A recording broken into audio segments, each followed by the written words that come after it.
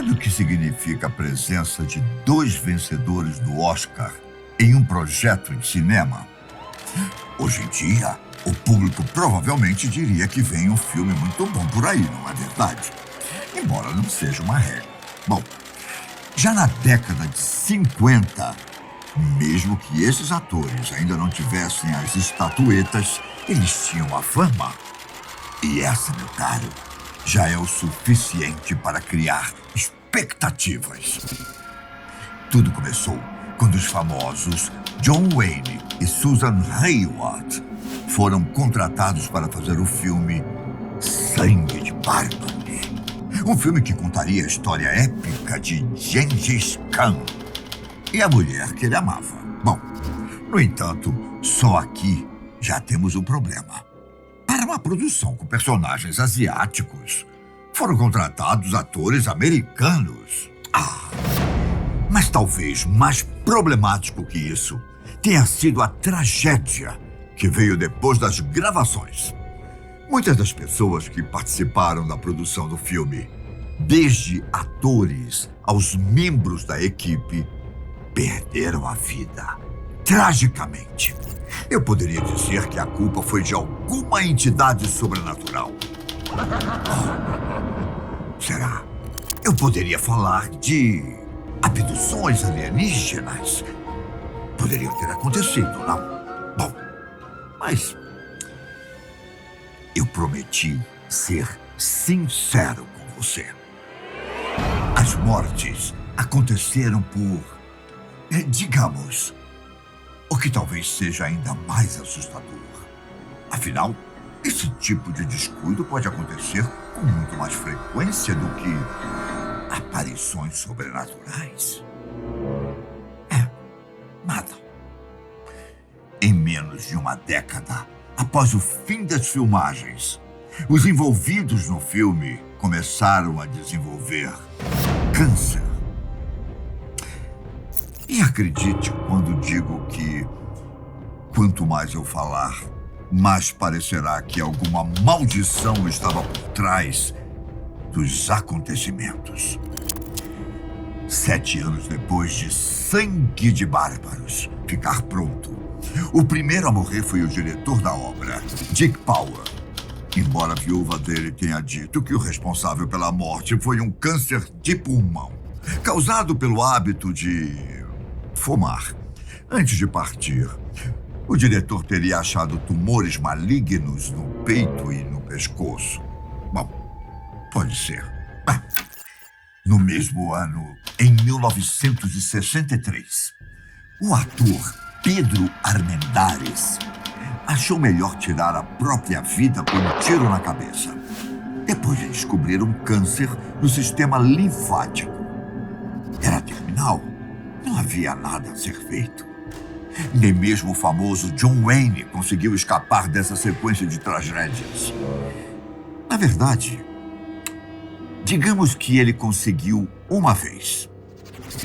Wayne recebeu o triste diagnóstico de câncer de pulmão em 64.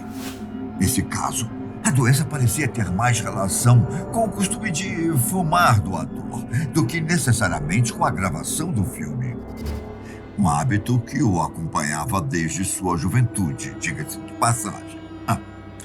Wayne não só precisou retirar 4 costelas, como ainda teve o pulmão esquerdo completamente removido. E o resultado?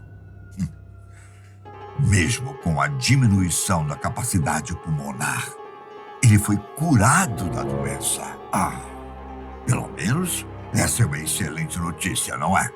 Bom, o que ele não sabia era que a década de 70 seria marcada por outra notícia nada agradável.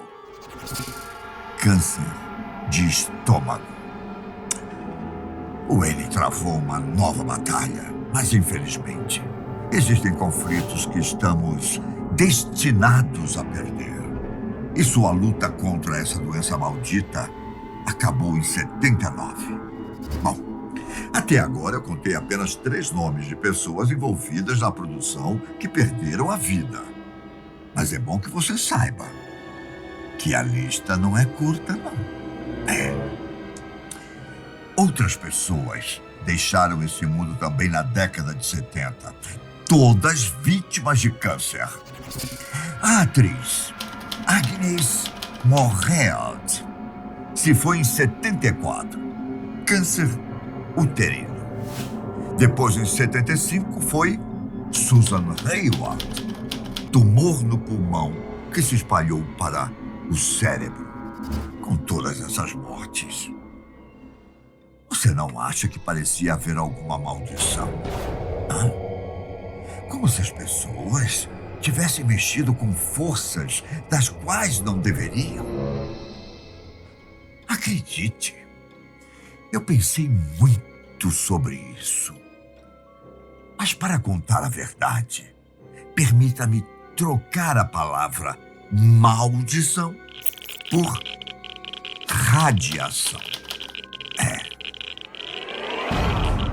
O que fez com que essa grande tragédia se tornasse possível foi o local em que o filme foi gravado. Ele ficava próximo de uma área onde eram feitos testes nucleares. O responsável por escolher um lugar parecido com a Mongólia foi o produtor Howard Hughes. E para ele, uma região do estado americano de Utah era perfeita. O problema é que ela ficava a 225 quilômetros de distância de Yucca Flat, um lugar que certa vez já foi chamado de o ponto com maior exposição nuclear da Terra. Imagino que o nome não seja muito familiar. Mas não se preocupe, hein? Não se preocupe. Eu fiz uma rápida pesquisa a respeito. Basicamente, a região foi usada como teste de bombas atômicas. Mais de 700 testes nucleares, para ser mais exato. Boa parte deles aconteceu justamente na década de 50, quando Sangue de Bárbaros foi gravado. Em 53, por exemplo, em meio a 11 bombas detonadas. Uma delas se chamava Dirty Harry e era bem mais potente que as bombas lançadas em Hiroshima e Nagasaki. Eu não sei para você, mas poderia parecer que uma distância de 225 quilômetros fosse o suficiente para que a radiação não chegasse aos sets de filmagem, não é? Só que não foi isso que aconteceu. Durante as gravações, a situação ficou ainda pior por causa do vento, que estava a favor dos locais de gravação.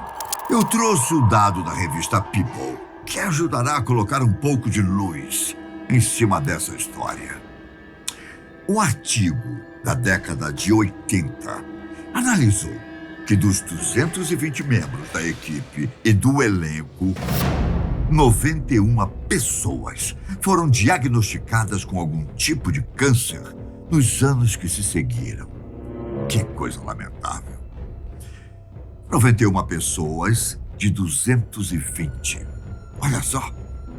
Se você fizer uma regrinha de 3 básica, isso dá 41% de todos os envolvidos na produção. É muita coisa, meu caro. Enquanto isso, dessas 91 pessoas, 46 perderam a vida com câncer. Dizem que os moradores de regiões próximas acreditavam tanto na segurança das bombas que faziam viagens até o deserto para observar as explosões. Seres humanos. Eles imaginavam que apenas ver de longe seria seguro e ignoravam completamente a chuva de cinzas tóxicas descendo sobre suas cabeças. No caso do pessoal de Sangue de Bárbaros, tanto o produtor Howard Hughes quanto o diretor Dick Power receberam garantias da Comissão de Energia Atômica Americana de que o local era seguro e que não havia riscos. Então, por que não confiar, não é mesmo? E seguir em frente, Você não concorda? E foi o que eles fizeram. O problema é que quanto mais as pessoas ficavam no set, mais contato tinham com a poeira radioativa. Uma das curiosidades que eu encontrei dizia que foram usados grandes ventiladores gigantes para deixar as cenas mais dramáticas. E acontece que quanto mais vento era soprado nas pessoas, mais poeira tóxica eles respiravam. Ora, até mesmo a comida foi infectada. Tudo isso durou cerca de 13 semanas e poderia ter tido um fim quando as filmagens foram transferidas para estúdios em Hollywood. Mas como o produtor queria mais realismo nas telas, foram levadas 60 toneladas de areia daquele local para Los Angeles. 60 toneladas de areia com radioatividade.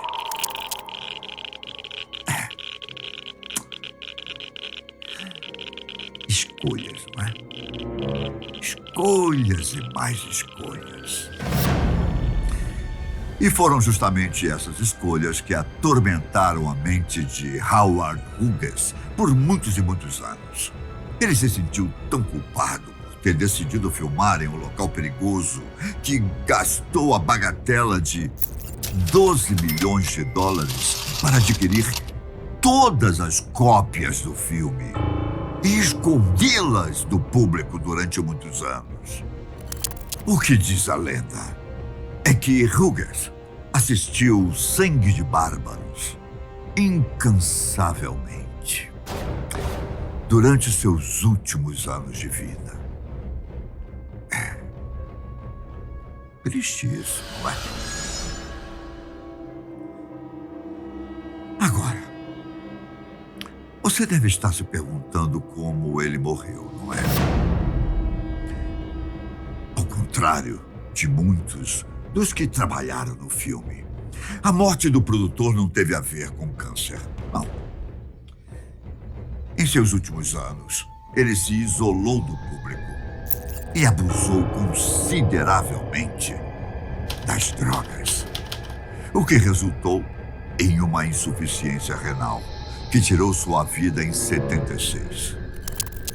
Quanto ao filme, 3 anos depois, em 79, seus direitos foram comprados por um estúdio e o público teve a oportunidade de assistir Sangue de Bárbaros. Que coisa. Bom, se o filme é bom ou não, isso é com você. É você quem vai me dizer. Combinado? O que eu sei é que a realidade, muitas vezes, pode ser bem mais assustadora do que o sobrenatural.